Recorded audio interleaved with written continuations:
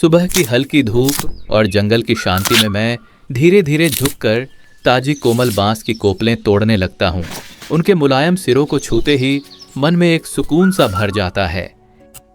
इसके बाद मैं जंगल में उगने वाली 2 अलग अलग प्रकार की साग भी इकट्ठा कर लेता हूँ। थोड़ी देर बाद मुझे प्यास लगती है तो मैं झरने से निकल रही एक छोटी सी नदी के पास पहुँचता हूँ। वहाँ का पानी इतना साफ और ठंडा है कि एक घूंट पीते ही मन ताजगी से भर उठता है। पानी पीने के बाद मैं झरने की ओर बढ़ता हूँ। झरने के पास बैठकर मैं बांस की कोपलों की बाहरी परत को हटाने लगता हूँ। सच कहूँ तो यह काम आसान नहीं है, लेकिन जब उनका मुलायम हिस्सा बाहर आता है तो मन को सुकून मिलता है। फिर मैं फूल जैसे दिखने वाले साग को पानी में उबालता हूँ ताकि उसकी हल्की कड़वाहट दूर हो जाए। इसके बाद उसे झरने के ठंडे पानी में ठंडा होने के लिए छोड़ देता हूँ। इसी तरह दूसरी साग को भी उबालकर ठंडा करने रख देता हूँ।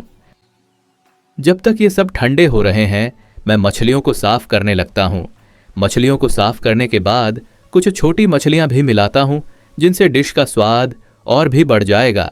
अब मैं एक बांस का टुकड़ा लेता हूँ, उसमें मछलियाँ, मिर्च, सॉस, तेल और नमक डालकर ऊपर से ढक देता हूँ और उसे आग पर रख देता हूँ। धीरे धीरे मछली की सुगंध हवा में घुलने लगती है।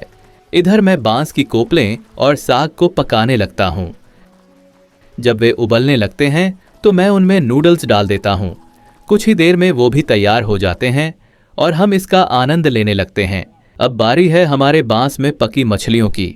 जैसे ही मैं ढक्कन हटाता हूँ एक गर्म और सुगंधित भाप निकलती है। सच में दोस्तों, उस पल का आनंद शब्दों में नहीं बताया जा सकता। जंगल की शांति, झरने की ठंडक और आग पर पकी मछलियों का स्वाद, बस यही तो असली जिंदगी है।